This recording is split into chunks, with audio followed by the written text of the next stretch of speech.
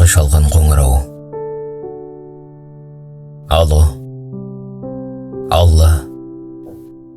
Сен мені тыңдаймысың? Оғамысың қолыңның мұң қайғасын?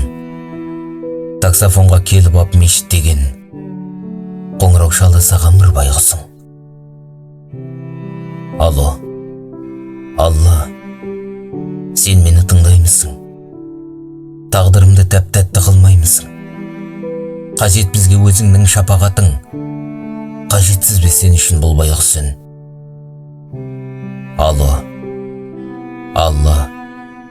Өмірді сан ұқтырдың, шүкірлігін айтсын деп жарық күннің. Енді ғана тәубеме түскендеймін, үн қатшы Алла, қоңырау шалып тұрмын. Алло. Алла. Мастанып мейрамменен, сөзді ұмыттым адамдар мейман деген. Сәл ертеде қоңырау шала алмадым, аз болған соң бірлігім иман деген. Алло. Алла. Өзіңе күшті-ақ тілек, тәубем бүгін телефон ұстатты кеп.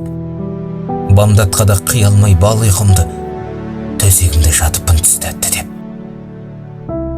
Алло. Алла. Өзіңсіз ұлыстаным, сенен ғана берекем ырыс бағым. Бесін кезде бел бүгіп құлшылық қып, бес алуға өзіңнен тырыспадым. Алло. Алла. Бас иіп ырымдарға, саған серік қосыппын құным бар ма? Асырда да жүріппін асыр салып кешіре көр, күнәһар қолыңда Алла. Алло. Алла. Болғайсың жар өтінем, жүрмейді деп жазғырма дәретіммен. Ақшам кезде аңқиып жатып алып, ақшам азда болғанға тағы өкінем. Алло. Алла. Жомартең, жарқынең, өзгергендей өмірдің парқы керім.